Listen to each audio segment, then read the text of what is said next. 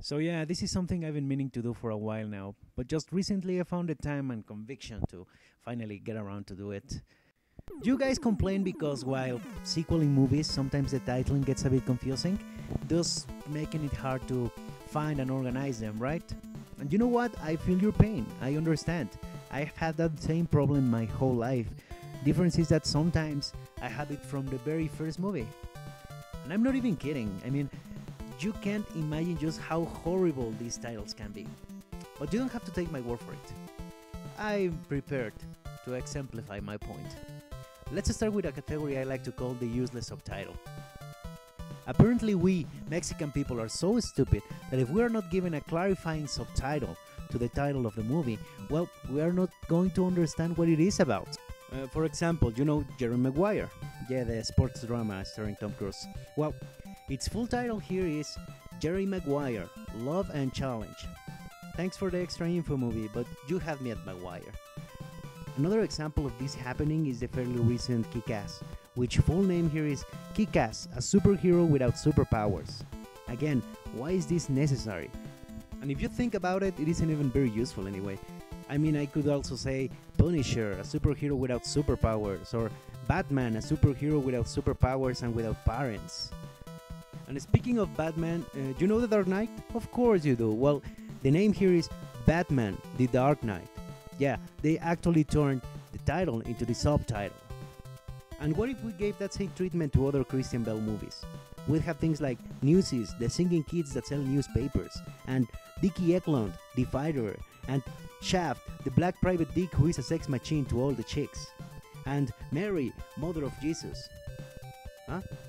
That's a real name? Oh, I guess that makes sense. And you may think it's a little thing, but it can get downright offensive to the audience's intelligence. I mean, for example, Babe. The name here is Babe, the Brave Piglet. Thank you, movie poster. I would have never figured out that this movie is about the pig. I thought it was about the mailbox. Yes, thanks. I mean, it's like saying The Exorcist of Demons or Casablanca in Africa. And I haven't even started with the horrible ones, the ones that they completely butcher. I know, look at As Good As It Gets. You know, Jack Nicholson, Helen Hunt. Good movie. The title here? Better? Impossible. And that's not the end of it. Good old Jack here has a good number of movies with that same problem. One Flew Over the Cuckoo's Nest? Well, it is of course called Trapped Without an Exit. A Few Good Men? A Matter of Honor. Why, wouldn't you? And I wish only Mr. Nicholson had that kind of trouble, but I have a plethora of other examples. You want more? Okay. Forever Dad, The Avenger from the Future, An Unexpected Death, Warface. And from that they just call them whatever the hell they want, they don't even care anymore.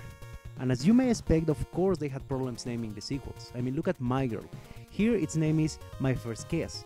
But then the second part came around, and it would have been stupid calling it My First Kiss too. So what did they do? They called it the same stupid movie, just without Macaulay Culkin. Now, of course I'm kidding, they called it My First Kiss too. Similarly, 28 Days Later and 28 Weeks Later became Extermination and Extermination 2. And still, I think that the ones I've shown you so far are at least trying. Let's talk about Leslie Nielsen. Airplane became Where is the Pilot, which is kind of related to the plot of the actual movie, so I get it gets a pass.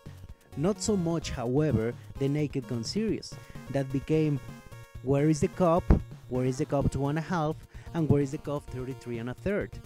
And even less so, Where's the Detective, Where's the Exorcist, and Where's the Overly Jealous Murderer's Husband. Yeah, okay, I made that one up, but could you tell? Surely you can't be serious. I mean, if the point is advertising that Leslie Nielsen is in your movie, just write his name on the poster. But no, they have to go as far as to call this Where Are the Blondes? Let's finish this session with a little game. You know Spaceballs? Yeah, great movie, right? Well, I'll give you 3 tries to tell me the title. No, it is not Bolas del Espacio, no. No, it isn't Where's the Spaceman or something, no. No, it is not a parody of Star Wars either. You give up? Okay, I'll tell you. This movie is called SOS. There's a madman loose in space. I knew it. I'm surrounded by assholes. I swear that's the name. I couldn't make that up if I wanted to. Anyway, I'm gonna call it a day here. But maybe you noticed that there are no horror movies in this list. Well, that's because I have a special place in my heart for my favorite genre, and a special spot in hell for the titles they give them. So tune in next time to find out what these two have in common. See ya!